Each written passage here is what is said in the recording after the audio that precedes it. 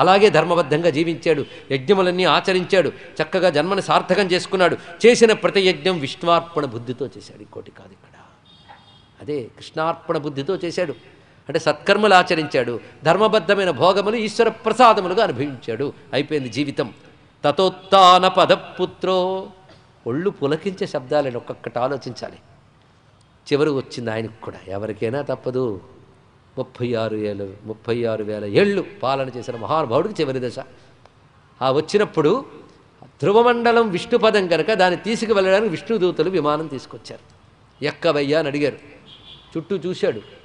నేను ఇవాళ ఈ స్థితి పొందాను అంటే నన్ను విష్ణువుపై ప్రేరేపించిన మా అమ్మ కారణం. అమ్మకి లేనిది నాకొద్దు, మా అమ్మకి ఏ గతి ఇస్తారో చెప్పండి, అప్పుడు నేను ఎక్కుతానన్నాడు. అది ధ్రువుడు. మాతృభక్తి ఎంత గొప్పది చూడండి. ఎంత స్థితికి కారణం అమ్మ ఎక్కాలి అంటే, నీలాంటి పుత్రుని కన్నా అమ్మ అదిగో చూడు ఎటు వెళ్తుందో అని. అప్పుడు దేవయాన మార్గంలో వెళ్ళిపోతుందిట. దేవయాన మార్గంలో వెళ్ళేవాళ్ళు ఎక్కడికి వెళ్తారో చెప్పుకున్నాం కదా. తిరిగి రాని లోకానికి, హిరణ్య గర్భలోకం. త్రిలోకీం దేవయానేన సౌతివ్రజ్య మునీనపి. ఆ తల్లి ఎలా వెళ్ళిపోతుందంటే, మహర్షులుండే పదములు, దేవతలుండే పదములు దాటి వెళ్ళిపోతుంది ఆ తల్లి అక్కడికి. అంటే ఆవిడ కూడా నపునరావర్తంతే అనేటువంటి పదవికి వెళ్ళిపోతుంది, తిరిగి రాని పదవికి వెళుతోంది. పరస్తాద్య ధ్రువగతిర్ విష్ణోపదమథాభ్యగాత్, విష్ణు పదానికి చేరుకున్నది. అంటే తాను వెళ్ళవలసిన చోటుకి ఆవిడ ముందే వెళ్ళింది, అది తెలుసుకోవాల్సింది. అదే విష్ణు పదం అంటే సాలోక్యం, అది చెప్పడం వరకు ఇక్కడ. అంటే భగవానుడు అనుగ్రహంతో ధ్రువుడికి లభించినది ఒకానొక సాలోక్య మోక్షము, అది తెలుసుకోవాల్సినది.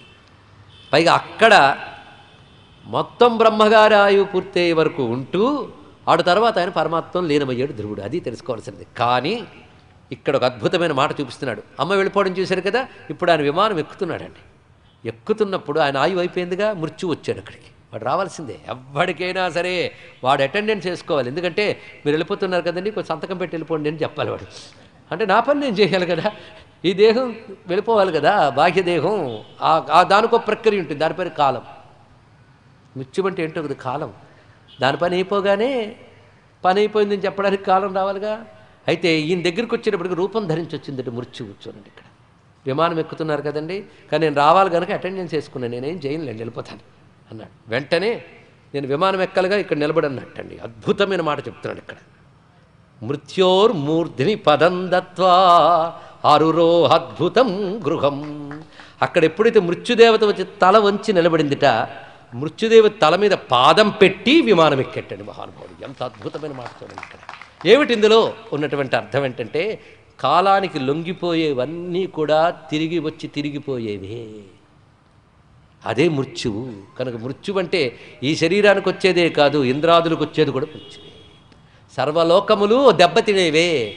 ఇప్పుడు మృత్యువు నెత్తి మీద పాదం పెట్టి వెళ్ళిపోయేంటే అర్థం ఏంటంటే, ఇంకా కాలం తననేమీ చెయ్యలేని స్థితికి వెళ్ళిపోయాడు మహానుభావుడు ఇక్కడ.